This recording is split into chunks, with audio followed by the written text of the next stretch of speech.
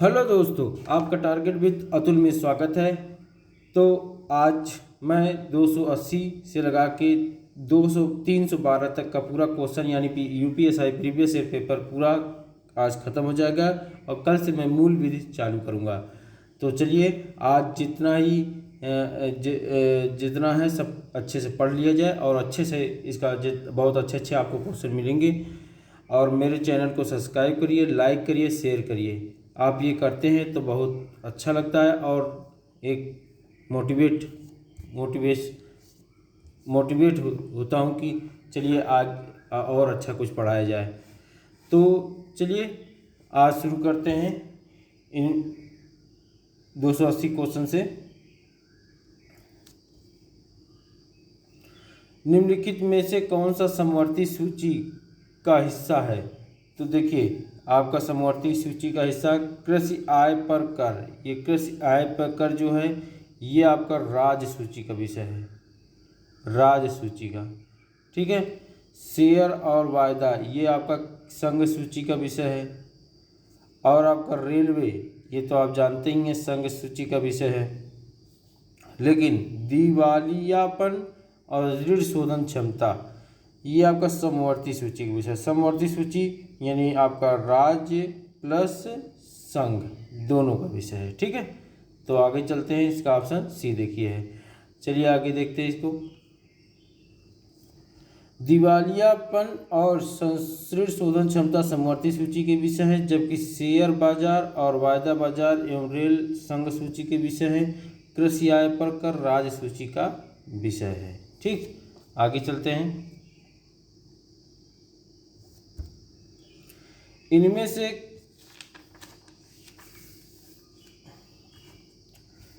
से कौन सा विषय राज्य सूची के अंतर्गत आता है? भूमि और भवन पर कर, जनसंख्या नियंत्रण और परिवार नियोजन, रोजगार और बेरोजगार, श्रमिक और औद्योगिक एवं श्रमिक विवाद। तो इसमें आपका जनसंख्या नियंत्रण और परिवार नियोजन ये आता नहीं है। रोजगार और बेरोजगार ये भी नहीं आता। और ये संघ श्रमिक और औद्योगिक श्रमिक ये भी नहीं आता। इसमें जो आपका आता है वो भूमि और भवन कर। भूमि और भवन कर ये आपका राज्य सूची का विषय है। अब आपको सब बता देते हैं। जनसंख्या नियंत्रण और परिवार नियोजन ये जो है आपका ये समवर्ती सूची का विषय है। किसका? समवर्ती सूची का विषय है। और आपका रोजगार और बेरोजगार जो है, रोजगार और बेरोजगारी ये आपका समवर्ती सूची का विषय है।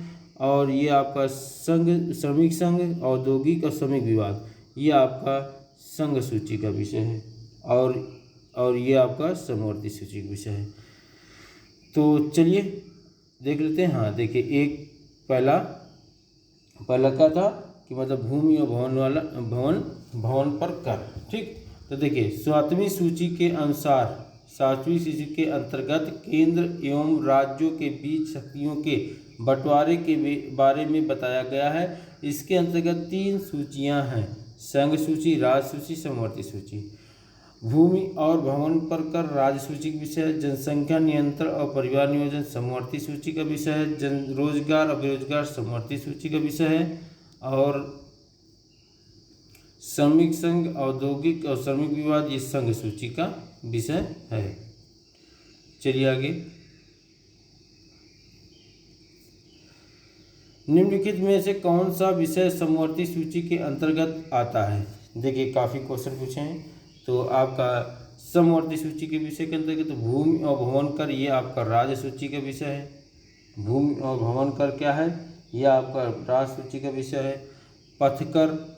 पथकर भी आपका राज्य सूची का विषय है।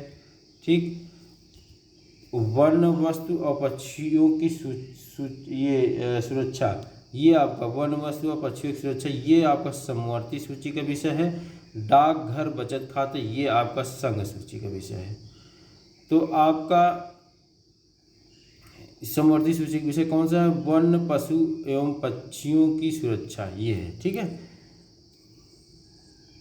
ये देखिए यूपीएसआई में क्वेश्चन आया ही हुआ है।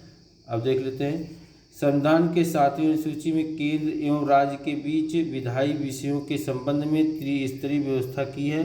सूची फर्स्ट संघ सूची, सूची सेकंड राज्य सूची, सूची थर्ड समवर्ती सूची विषय एवं सूची का मिलान इस प्रकार है। भूमि और भवन पर कर राज्य सूची का विषय है। पथकर भवन कर पर कर राज्य सूची का विषय है।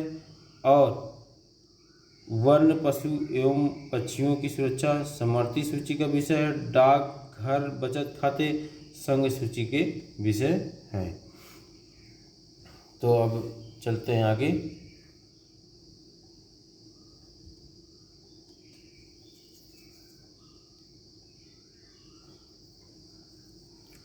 राष्ट्रपति द्वारा घोषित आपातकाल की स्थिति कितने दिनों के बाद समाप्त हो सकती है? राष्ट्रपति द्वारा जब आपातकाल घोषित किया था वो कितने बाद समाप्त हो जाती है?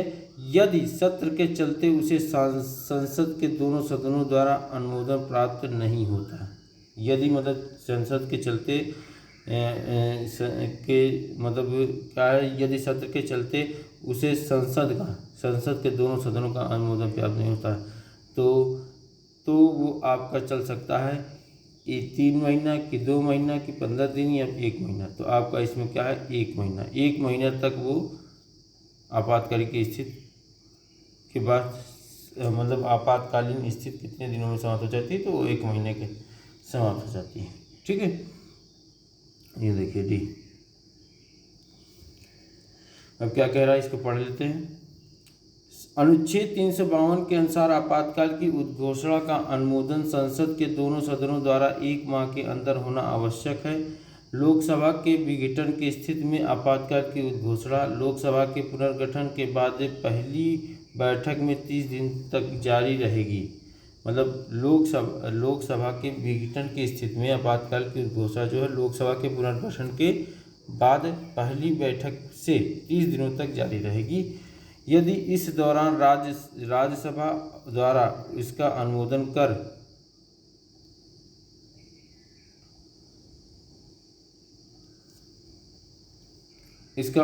कर दिया गया हो, अर्थात नए लोकसभा के पुनर्गठन में से 30 दिनों के अंदर लोकसभा से अनुमोदन हो जाना चाहिए। संसद के दोनों सदनों से अनुमोदन के पश्चात आपातकाल 6 माह तक जारी रहेगा। मतलब संसद के दोनों सदनों से अनुमोदन के पश्चात उनका अनुमोदन मिल जाता है 6 माह तक, तथा प्रत्येक 6 माह में संसद के अनुमोदन से इसे आगे की अनंत काल तक जारी रखा जा सकता है। ठीक, अब आगे चलते हैं। भारतीय संविधान में संशोधन के लिए विधेयक लाया जा सकता है केवल लोकसभा में कि केवल राज्यसभा में, कि या तो लोकसभा और राज्यसभा दोनों में, या भारत के सर्वोच्च न्यायालय में। तो आपका या तो लोकसभा में या राज्यसभा में, ये आप किसी भी विधेयक ला सकते हैं। चलिए इसके बारे में पढ़ लेते हैं। अनुच्छेद 368(2) के तहत संविधान के संशोधन हेतु विधेयक संसद के दोनों सदनों में से किसी एक लोकसभा एवं या राज्यसभा में प्रस्तुत किया जा सकता है। ठीक है, आगे चलते हैं। संविधान का अनुच्छेद 370 किस राज्य पर लागू होता था? तो जम्मू कश्मीर पर लागू होता था।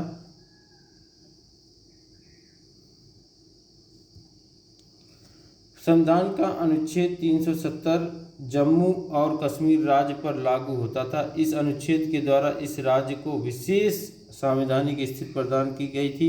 उल्लेखनीय है कि जम्मू कश्मीर राज्य का अपना संविधान था और उसके उपबंध के अनुसार ही इसका प्रशासन चलता था। वर्तमान में अनुच्छेद 370 का भारतीय संसद द्वारा निरसित कर दिया गया। ठीक, आगे चलते हैं।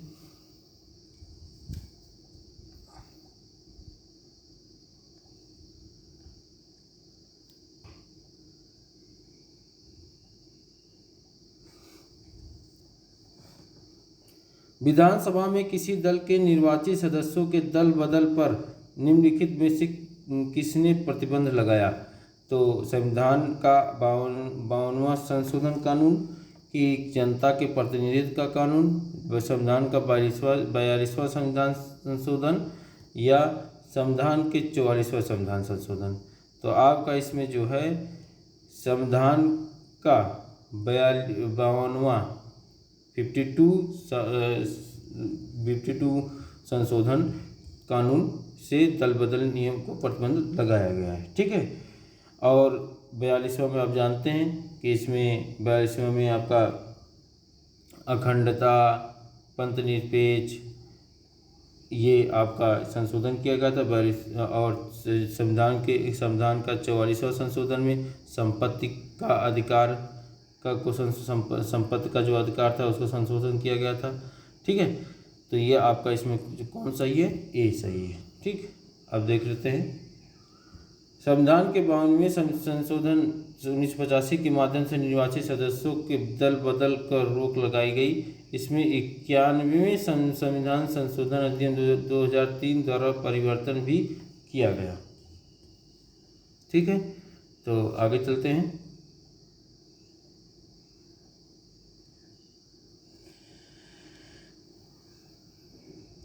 निम्नलिखित में से कौन सा भारत के सर्वोच्च न्यायालय के न्यायाधीश होने के लिए योग्यता के रूप में सूचीबद्ध है? तो इसमें भारत का एक नागरिक होना चाहिए, ये भी सही है।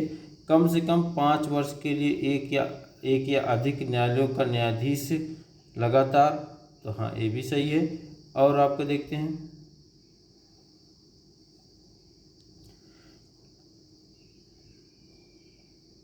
किसी उच्च न्यायालय में एक वकील के रूप में कम से कम 10 वर्ष काम करना, ये भी सही है, 10 वर्ष काम कर। एक प्रतिष्ठित कानूनविद राष्ट्रपति की राय में, ये भी सही है, ठीक है। तो इसमें दोनों P और Q ये जो हैं दोनों P और Q, और या तो P या तो R या S, ठीक। इसमें से कोई भी हो सकता है। तो ये आपका इसमें जो है दोनों P और Q और या तो R या S होगा, ठीक है। बाकी सब गलत हैं। देखिए यूपीएससी में ऐसे क्वेश्चन आते हैं। सर्वोच्च न्यायालय के न्यायाधीश होने के लिए योग्यता: भारत का नागरिक, कम से कम 5 वर्ष के लिए एक या अधिक उच्च न्यायालय का न्यायाधीश लगातार, या किसी उच्च न्यायालय में एक वकील के रूप में कम से कम 10 वर्ष रह चुका हो, या राष्ट्रपति की दृष्टि से में कानून या उच्च कोटि का ज्ञाता हो। अतः विकल्प है, मतलब कम से कम 5 वर्ष के लिए एक या अधिक उच्च न्यायालय का न्यायाधीश लगातार, या किसी उच्च न्यायालय के एक वकील के रूप में कम से कम 10 वर्ष रह चुका हो, राष्ट्रपति की दृष्टि में कानून का उच्च कोर्ट का ज्ञाता हो, ये सब हो सकते हैं। सर्वोच्च न्यायालय का न्यायाधीश अपना पद त्याग सकता है पत्र लिखकर मुख्य न्यायाधीश को, राष्ट्रपति को, प्रधानमंत्री को, वित्त मंत्री को। ये आपका राष्ट्रपति को, ठीक है।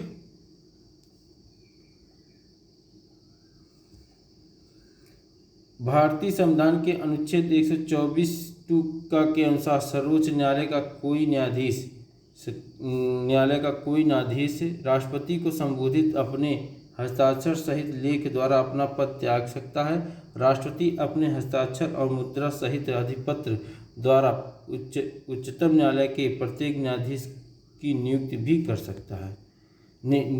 करता है, ठीक।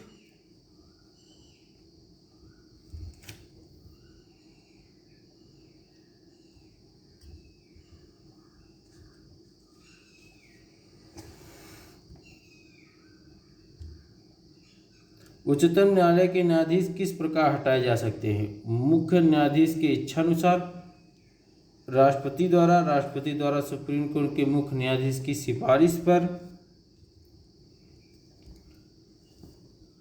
राष्ट्रपति के द्वारा संसद की सिफारिश पर। तो राष्ट्रपति के द्वारा संसद की सिफारिश पर, यानी कि यही सही है आपका, ठीक है। आगे चलते हैं। उच्चतम न्यायालय के न्यायाधीश राष्ट्रपति द्वारा साबित कदाचार या असमर्थता के आधार पर संसद की सिफारिश पर महाभियोग प्रस्ताव। यद्यपि संविधान में महाभियोग के स्थान पर वेदन शब्द का प्रयोग किया गया है। पारित होने के बाद हटाए जा सकते पारित होने के बाद हटाए जा सकते हैं। इस प्रक्रिया का वर्णन अनुच्छेद 124(4) एवं 5 में किया गया। याद रखिएगा, अनुच्छेद 124 के 4 में एवं 5 में। ठीक,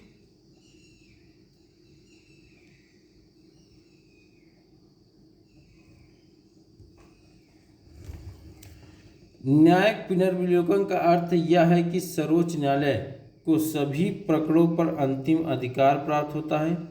नहीं, ये गलत है। राष्ट्रपति के विरुद्ध दोषारोपण कर सकता है, ये भी गलत है। उच्च न्यायालय द्वारा निर्णीत प्रकरणों की समालोचना कर सकता है, ये भी गलत है। आपका राज्य के किसी भी कानून को अवैध घोषित कर सकता है, ये न्यायपूर्वक का अर्थ है। ठीक है,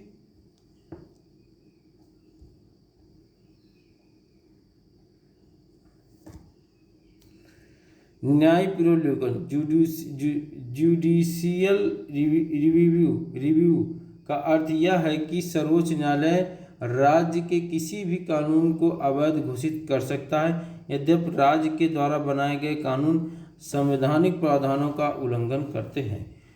तो सर्वोच्च न्यायालय उन्हें असंवैधानिक एवं शून्य घोषित कर सकता है। न्यायालय की अधिकारिता न्यायपूर्वक कहलाती है। ठीक है, आगे चलते हैं।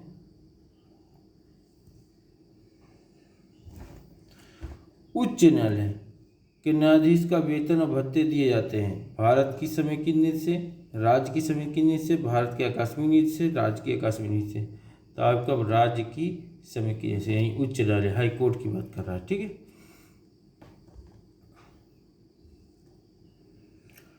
संविधान के अनुच्छेद 202(3) के अनुसार उच्च न्यायालय के न्यायाधीशों के वेतन एवं भत्ते की संचित समेकित निधि से दिए जाते हैं, किंतु अनुच्छेद 112(3) के तहत इन्हें पेंशन भारत सरकार की संचित निधि से मिलता है। यानी जो वेतन और भत्ते जो है संचित समेकित निधि से दिया जाता है, यानी कि राज्य की, किंतु 112(3) के अनुसार पेंशन जो मिलता है भारत सरकार की संचित निधि से मिलता है। ठीक, तो आगे चलते हैं।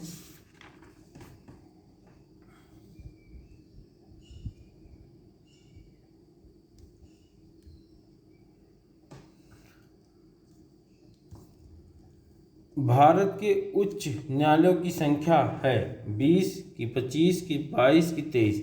तो इसमें कितना ही 25 है। ठीक है, आगे चलते हैं। वर्तमान में 25 उच्च न्यायालय हैं। 25वां उच्च न्यायालय आंध्र प्रदेश की राजधानी अमरावती में स्थापित है। ठीक है, आगे चलते हैं। केंद्र शासित प्रदेश अंडमान और निकोबार द्वीप समूह के न्यायाधिकार क्षेत्र में आता है। केंद्र शासित प्रदेश अंडमान और निकोबार द्वीप समूह के न्यायाधिकार क्षेत्र में आता है। आंध्र प्रदेश उच्च न्यायालय की चेन्नई की, कोलकाता, उड़ीसा। तो आपको ये सब मैंने थ्योरी में पढ़ाया था।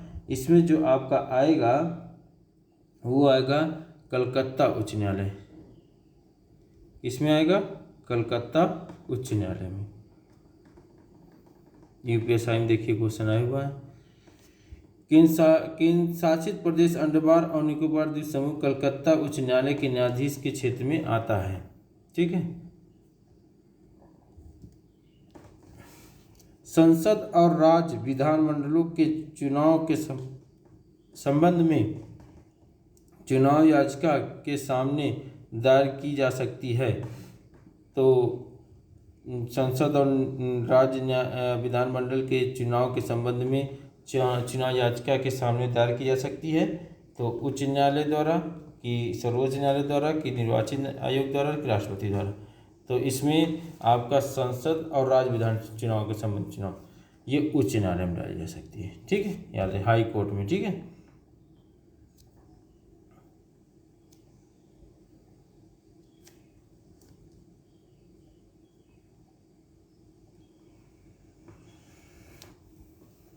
एक मिनट।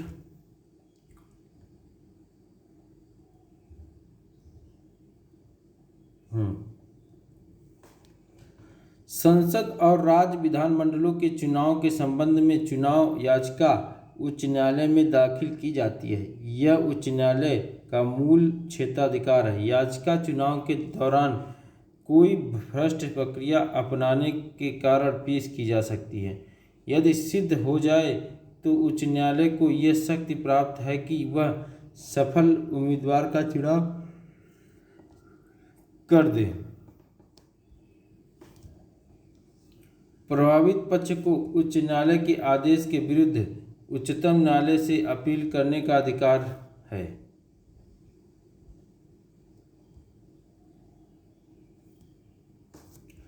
सर्वोच्च न्यायालय के न्यायाधीश किस आयु में सेवानिवृत्ति होते हैं? तो 60 वर्ष में कि 62, 64 कि 65? तो आपका क्या आंसर है? 65। ठीक है। संविधान के अनुच्छेद 124(2) के अनुसार सर्वोच्च न्यायालय के न्यायाधीशों की सेवानिवृत्ति आयु 65 वर्ष है। ठीक है।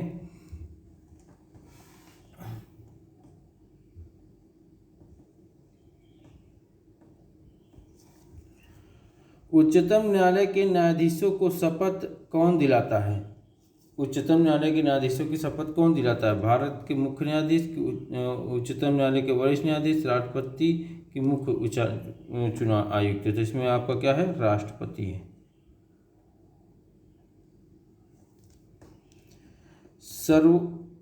सर्वोच्च न्यायालय का न्यायाधीश होने के लिए नियुक्त प्रत्येक व्यक्ति अपना पद ग्रहण करने से पहले राष्ट्रपति या उसके द्वारा इस नियुक्त व्यक्ति के समक्ष तीसरी अनुसूची में इस प्रयोजन के लिए दिए गए प्रारूप के अनुसार शपथ लेना या प्रतिज्ञान करेगा और उस पर अपने हस्ताक्षर करेगा। ठीक है।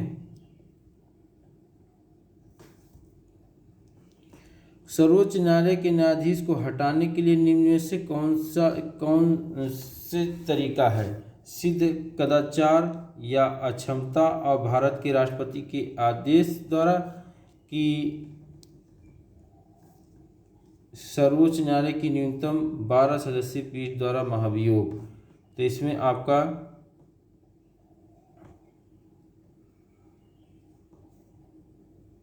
एक मिनट,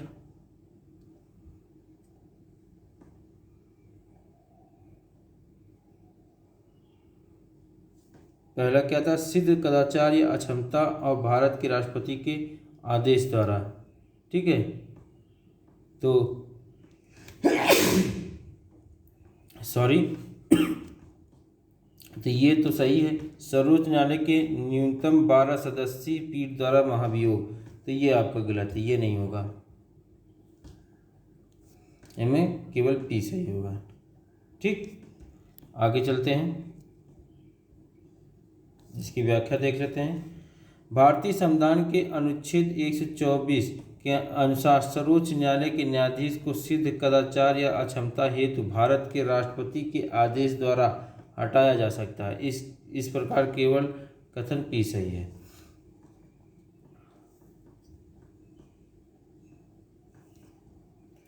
भारतीय संविधान की अंतिम व्याख्याता है। भारतीय संविधान का अंतिम व्याख्याता है केंद्रीय मंत्रिमंडल, राष्ट्रपति की उच्च न्यायालय, सर्वोच्च न्यायालय। अंतिम व्याख्याता जो है वो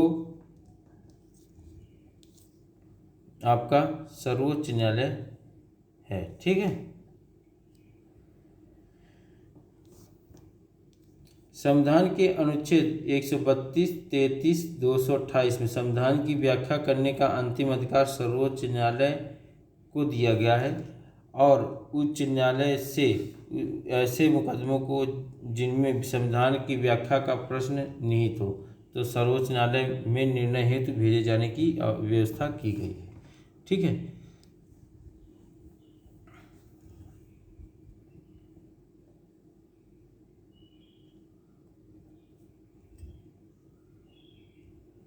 भारतीय संविधान का अभिरक्षक कौन है? भारत का राष्ट्रपति, भारत का मुख्य न्यायाधीश, भारत का प्रधानमंत्री, राज्यसभा का अध्यक्ष। तो इसमें भारत का मुख्य न्यायाधीश, ये आपका संविधान का अभिरक्षक है। ठीक है।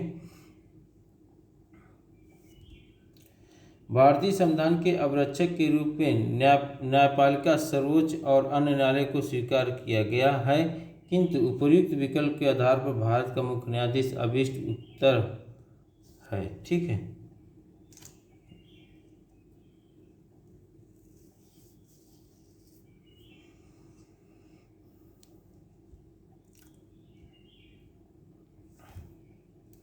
सर्वोच्च न्यायालय के न्यायाधीश के वेतन और भत्ते किसे प्रभारित किए जाते हैं? भारतीय रिजर्व बैंक को, भारत के आकस्मिक नीति, भारत के संचित नीति को, वित्त आयोग। तो भारत के संचित नीति को। ठीक है।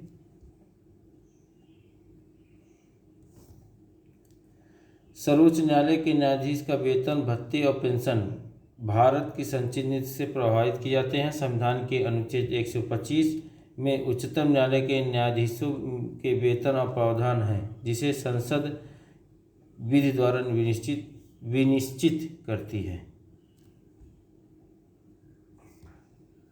उच्चतम न्यायालय में कितने न्यायाधीश हैं? तो 25 हैं कि 26 की 34 की 31। तो आपका इसमें कितना है? 34। ठीक है। आगे चलते हैं। उच्चतम न्यायालय में पहले 31 न्यायाधीश थे, वर्तमान में न्यायाधीश और 33 अन्य न्यायाधीश, अर्थात कुल 34 न्यायाधीश हैं। ठीक है। आगे चलते हैं।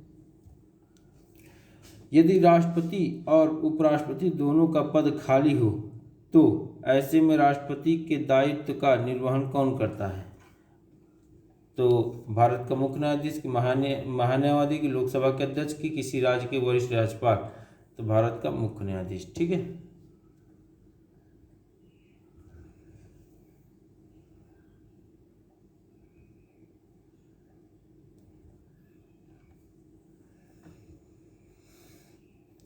अनुच्छेद 65, ये याद रखिएगा।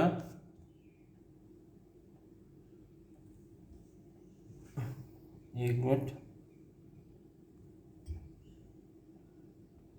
अनुच्छेद 65, ये आर्टिकल याद रखिएगा कि के अनुसार यदि राष्ट्रपति का पद मृत्यु, त्यागपत्र या हटाने जाने पर रिक्त हो तो पद का कार्यभार उपराष्ट्रपति संभालेगा।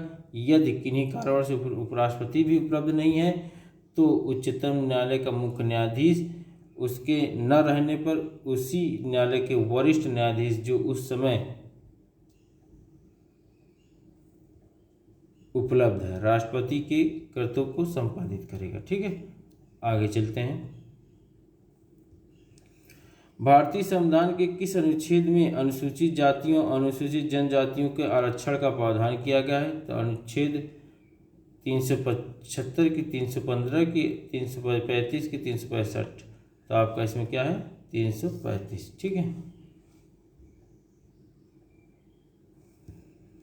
भारतीय संविधान के अनुच्छेद 335 में अनुसूचित जातियों और अनुसूचित जनजातियों के आरक्षण का प्रावधान किया गया है, जबकि अनुच्छेद 315 संघ और राज्य के बीच लोक सेवा आयोग, अनुच्छेद 365 में संघ द्वारा दिए गए निर्देशों का पालन करने में या उनके प्रभावी करने में असफलता का प्रभाव, तथा अनुच्छेद 375 संविधान के उपबंध के अधीन रहते हुए न्यायालयों, प्राधिकारियों और अधिकारियों का कृत यानी कार्य करते रहने का उल्लेख किया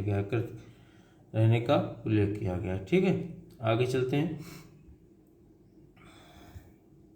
संविधान का वो कौन सा एकमात्र हिस्सा है जिसे पूरी तरह से हटा दिया गया? तो आपको पता है भाग 7, ये पूरी तरह से हटा दिया गया।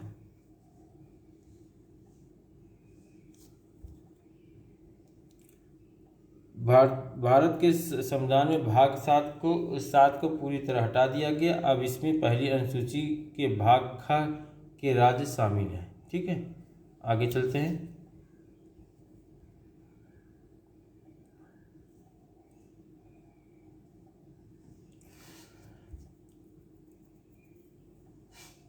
लगभग हर वर्ष में एक संविधान संशोधन विधेयक पारित किया जाता है, जिसके माध्यम से अनुसूचित जाति व जनजाति का आरक्षण व लोकसभा और विधानसभा में एंग्लो इंडियन समुदाय का मनोनयन और वर्षों के लिए बढ़ा दिया जाता है।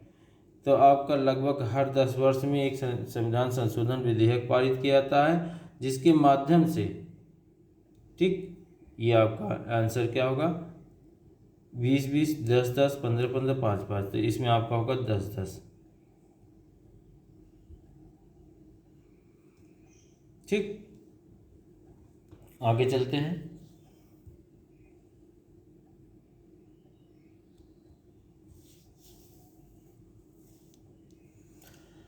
लगभग हर 10 वर्ष में एक संविधान संशोधन विधेयक पारित किया जाता है, जिसके माध्यम से अनुसूचित जाति व जनजातियों का आरक्षण और लोकसभा विधानसभा के एग्रो इंडियन समुदाय का मनोनयन 10 वर्ष के लिए बढ़ा दिया जाता है। ठीक है, आगे चलते हैं।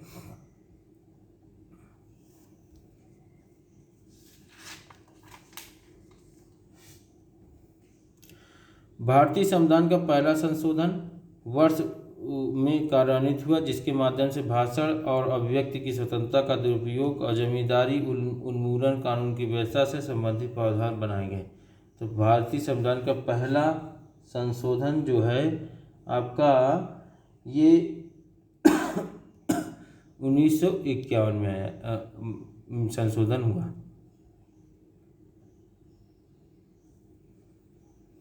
भारतीय संविधान का पहली बार 1951 में संशोधन किया गया। इसे कॉन्स्टिट्यूशन फर्स्ट अमेंडमेंट एक्ट 1951 के नाम से जाना जाता है। जवाहरलाल नेहरू द्वारा मई 1951 में इसे पेश किया गया, जिसे जून 1951 में संसद में पास कर दिया गया। संविधान के पहले संशोधन के तहत भाषण एवं अभिव्यक्ति की स्वतंत्रता का दुरुपयोग और जमींदारी उन्मूलन कानूनों की वैधता से संबंधित प्रावधान किए गए। ठीक, आगे चलते हैं। महिलाओं के सशक्तिकरण के लिए राष्ट्रीय नीति किस वर्ष अपनाई गई? 1991, 1995, 2000, 2001 में, 2005 में। तो 2001 में। ठीक है,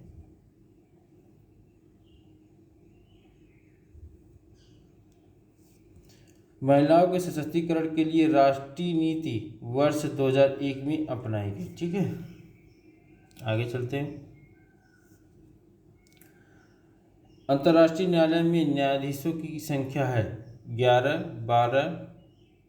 18, 7। तो इसमें अंतर्राष्ट्रीय न्यायालय में न्यायाधीशों की संख्या 15 है, 15।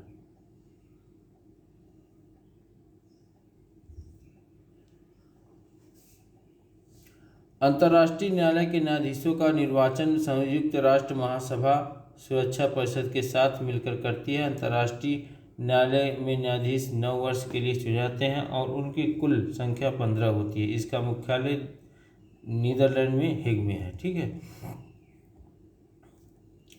निम्न में से किस संघ राज्य क्षेत्र में विधानसभा है? अंडमान निकोबार देशों में, दमन दीव,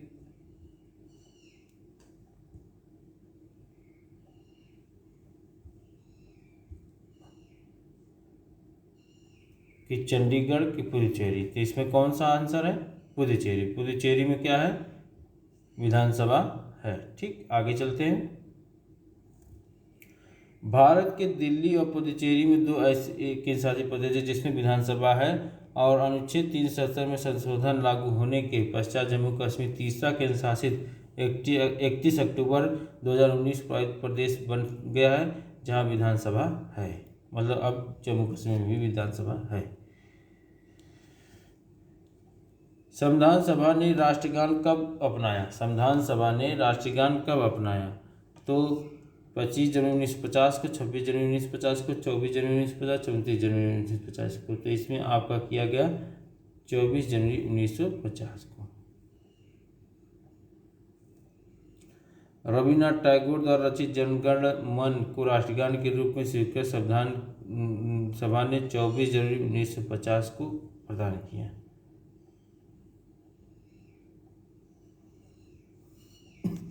भारत में माल और सेवा कर जीएसटी की दरों का फैसला कौन करता है? केंद्र नीति राष्ट्रीय भारत परिवर्तन संस्था यानी आयोग, जीएसटी परिषद। तो इसमें आपका जो होगा वो होगा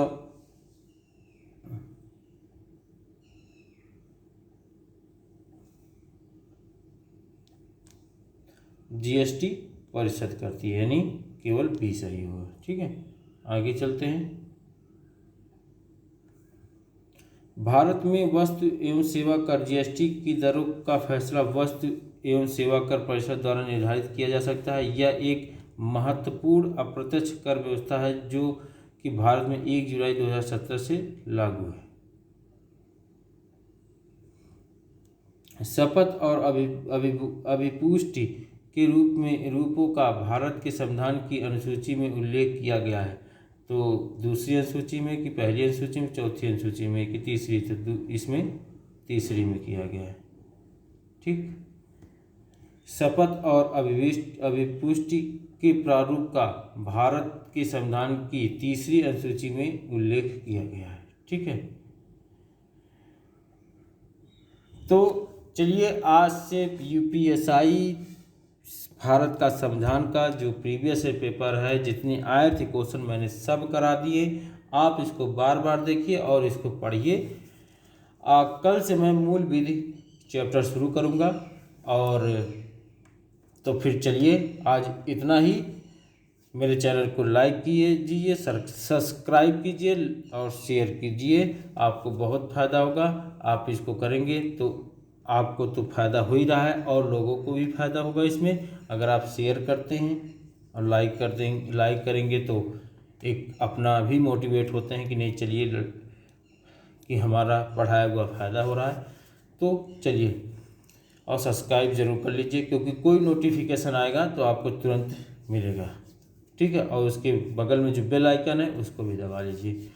तो चलिए, जय हिंद, जय भारत, नमस्कार।